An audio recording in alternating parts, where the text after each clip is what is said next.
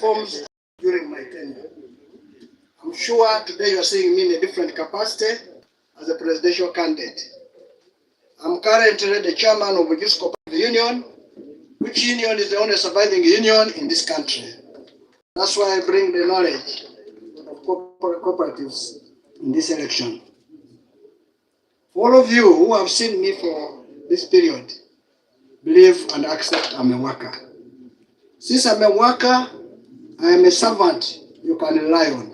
And that's the reason I'm in this election. Come and work for people of Uganda as your servant to make sure you have better lives than you have now.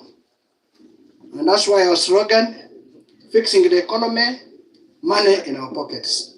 The reason we want to fix the economy is that in 1986, our current president, President Museveni, came and said the problem was security.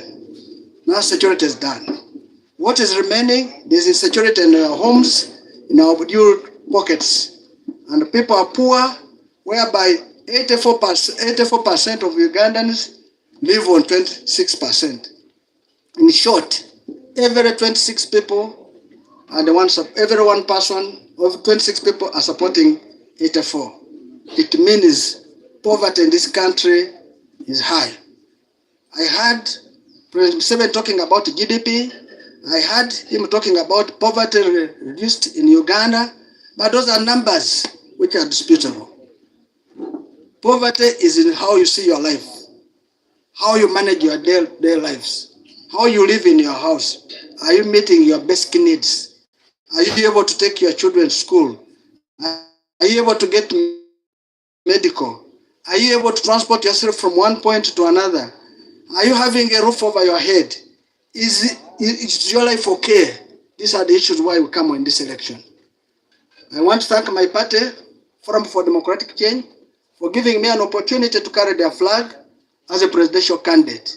And this I attribute it to my party leaders, my brother, who is the current president of the party, POA, that's Patrick Amriat Oboy, my chairman, Jack Sabit, whom I've known from my younger days as a civil servant, and he has mentored me up to date, all my members of NEC, National Council, Delegates Conference, and the party members and Uganda at large.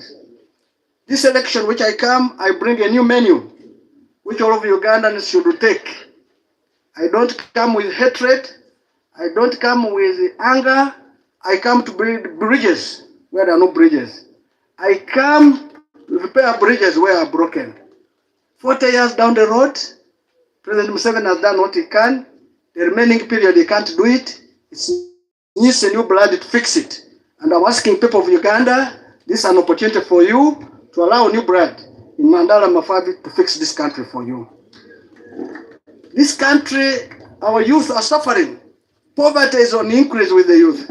They tell the youth are taking marijuana, but they're taking it not because they want, but because they're unemployed. We need to invest in the productive sectors instead of investing in non-productive sectors. This country, we have the best climate which can grow anything. Agriculture is our backbone. I can tell you we can even grow stones and the people will make money.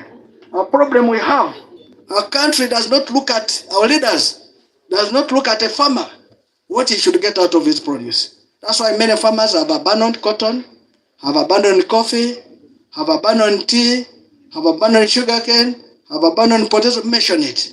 And that's why the poverty is on increase. I and my team, if you give us power in January 2026, I want to assure you that the agriculture sector will get 10% of the national budget so that we develop this country. As we develop the agriculture sector, we need to look at what the farmers produce. Do we have market? If there's no market, the government will make sure it provides the market. We shall have stores, which we know them silos, to keep our produce. Farmers suffer because they have a problem of what we call post-harvest. A man has a small house with his wife, his children. He produces 10 bags of maize. He has nowhere to keep them. I want to tell you that if you have a responsible government, this maize should have been kept by government and issue the farmer with what we call a warehouse receipt, which he can go anywhere and cash it anytime for the purpose of his life. I talk about coffee. I can tell you I am a child of a teacher, of teachers and farmers. We know growing coffee. I want to state that Nairobi now, which is Kenya government and Rwanda government, they are on the New York Stock Exchange. They are taking their coffee at a premium, while ours were just throwing away. You can imagine why they come here to buy ours for purpose of going to blend theirs, getting the highest premium. As a president, if you give me the mandate, coffee, which is the leading exchange earner, which was one of those which brought independence in Uganda, will get the best treatment and you will get value for this country. We intend to revamp, and I don't know, of course, I can say revitalize cooperatives. I am a chairman of this cooperative union, the only surviving one. There is no country which can develop without cooperatives. Leave lip service of talking about cooperatives. You must have cooperatives which work. I want to tell you, I come with experience in the cooperative world. I will ensure cooperative societies work. And when a cooperative society works, it will ensure that the people of Uganda, who are those lower side people, will earn lives. And that's why I say I come with experience for purpose of helping our poor farmers to earn a living and put money in their pockets. This one is a sure deal because you are dealing with a person with experience. And I come with total experience. People putting up iron sheets or tiles or buying cars, doing good life better to look after themselves. We intend to ensure that we have money at a village level.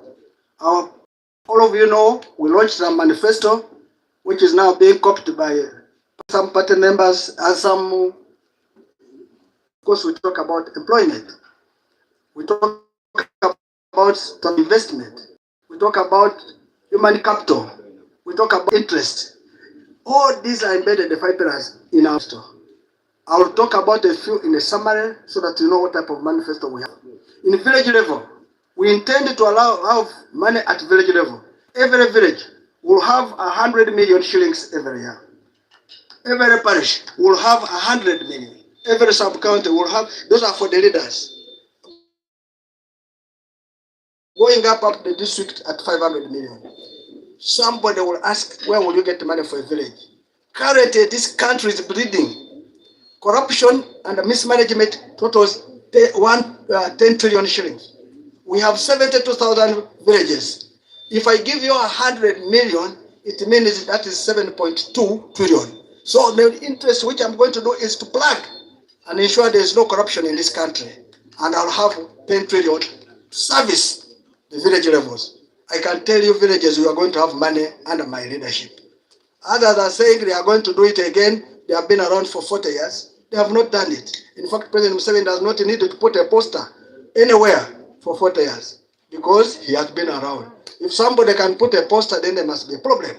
If somebody can talk about going to fight corruption when you have had the power for 40 years, if somebody can talk about that he's going to change roads when he has been there for 40 years, if somebody can talk that he's going to give you money in his pockets, in your pockets when he has been here for 40 years and he has not done it, it shows that's a total failure. It's now time to give new blood who can implement this idea. Sports. We have said sports, every school will have sports facilities. I heard President Museveni saying, no registering a school without a sports facility. Where has it been 40 years? Where? That's clearly now copying and pasting. Now the person who can do it is Nandala Mafabi and his team. Every school will have sports facilities. I can speak without contradiction. If a Speaker of Parliament can build a stadium, what about government? I can assure you this is possible and can be done. Colleagues and countrymen, we have talked about having employment for our youth. The reason why we have unemployment is because we are, instead of putting money in productive sectors, we're putting in unproductive sectors. Our government will make sure money is put in productive sectors to generate jobs. The youth, I want to assure you, under my government, you are going to get jobs. And this is why we even start and said every graduate who is going to leave, the day on your graduation, you will go with 1 million shilling to go and start life. That shows it is possible. I have heard President Museveni saying that within now 2 years, he's going to provide them some money. What happened 40 years down the road? You never saw that graduates are suffering. It is important that you have a leader who will keep his word, who will move this country forward. I come here without any hatred. No